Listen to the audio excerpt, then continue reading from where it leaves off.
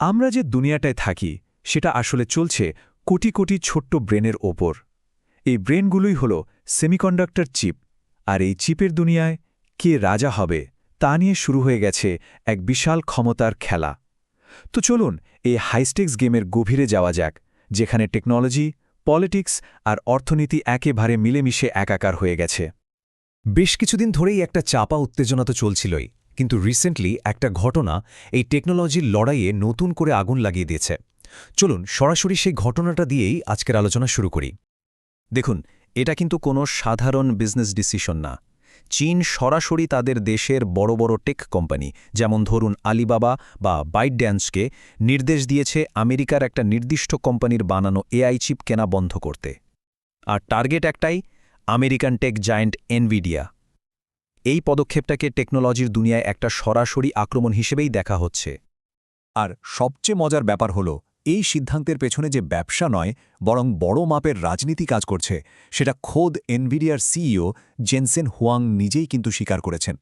তার কথাতেই স্পষ্ট যে তিনি বুঝতে পারছেন এর পেছনে আমেরিকা আর চীনের মধ্যকার ক্ষমতার লড়াইটাই আসল।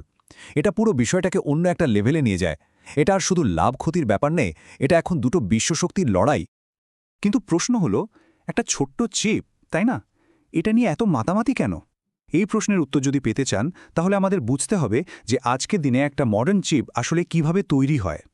এটা কোনো একটা দেশের কাজ না, বরং পুরো দুনিয়া জুড়ে একটা জটিল টিমওয়ার্ক। চলুন এই গ্লোবাল অ্যাসেম্বলি লাইনটা একটু সহজ করে বোঝার চেষ্টা করি।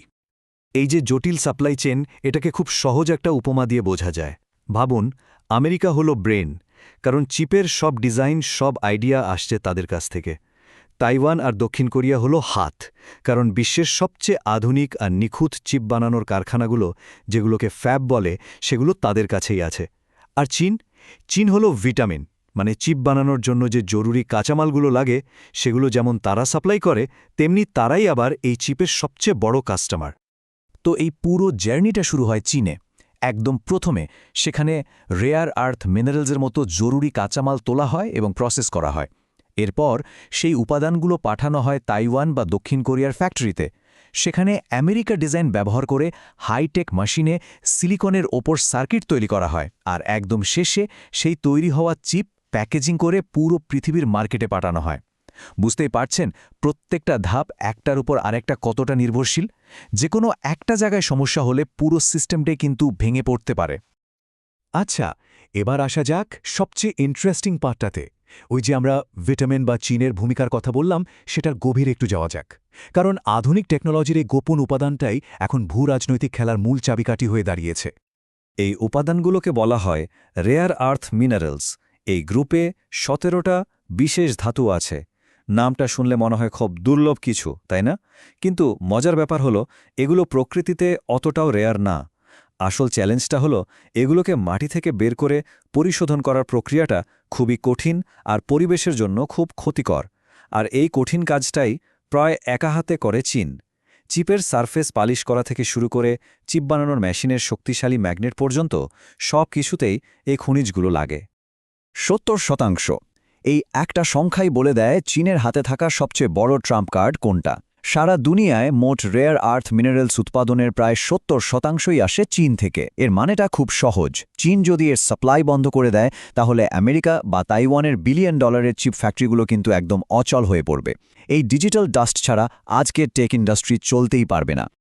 এই যে একে অপরের ওপর নির্ভরশীলতা, ঠিক এই কারণেই প্রধান দুই প্লেয়ার মানে আমেরিকা আর চীন, দুজনের হাতেই কিন্তু একে অপরকে চাপে ফেলার মতো তাস আছে। চলুন দেখি কার হাতে কোন টেক্কা। তাহলে দেখুন মূল খেলাটা কি নিয়ে হচ্ছে। একদিকে আমেরিকার শক্তি হল তার টেকনোলজি। তারা চাইলেই এক্সপোর্ট কন্ট্রোল ব্যবহার করে তাদের লেটেস্ট চিপ ডিজাইন, সফটওয়্যার, এমনকি চিপ বানানোর মেশিন চীনে যাওয়া আটকে দিতে পারে। অন্যদিকে চীনের হাতে আছে স্ট্র্যাটেজিক পাওয়ার।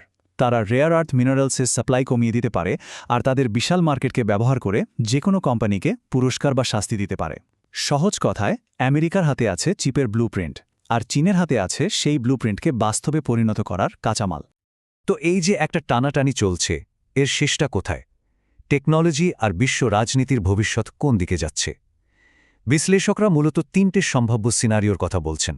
ভবিষ্যতের দিকে তাকালে আমাদের সামনে মূলত 3টে রাস্তা খোলা আছে। সবচেয়ে বেশি সম্ভাবনা হল রেস টু লোকালাইজেশনের। এর মানে হল আমেরিকা, চীন, ইউরোপের মতো বড় শক্তিগুলো মরিয়া হয়ে চেষ্টা করবে নিজেদের দেশেই চিপের পুরো সাপ্লাই চেইন তৈরি করতে। এর পরের সম্ভাবনাটা হল টেকনোলজিক্যাল বাইফার্টেশন, মানে প্রযুক্তিগতভাবে দুনিয়াটা দুটো ভাগে ভাগ হয়ে যাবে।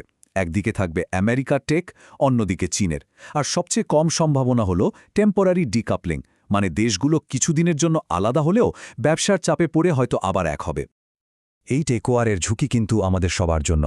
এর ফলে সাপ্লাই চেইনে বড়সড় ধাক্কা লাগতে পারে, যার প্রভাব পড়বে আমাদের প্রতিদিনের জীবনে। স্মার্টফোন, ল্যাপটপ, গাড়ি সবকিছুর দাম বেড়ে যেতে পারে। দেশগুলো একসাথে কাজ করার বদলে একে অপরের বিরুদ্ধে নামলে নতুন আবিষ্কারের গতিও কিন্তু কমে যেতে পারে।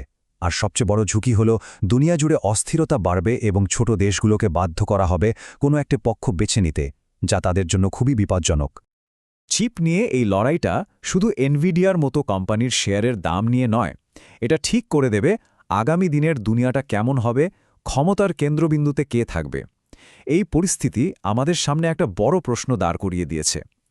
টেকনোলজির এই বিভাজিত বিশ্ব কি সত্যিই আমাদের নিয়তি, নাকি এখনও সহযোগিতার মাধ্যমে একটা কানেক্টেড ভবিষ্যৎ গড়ে তোলার পথ খুঁজে পাওয়া সম্ভব? উত্তরটা হয়তো সময় বলে দেবে।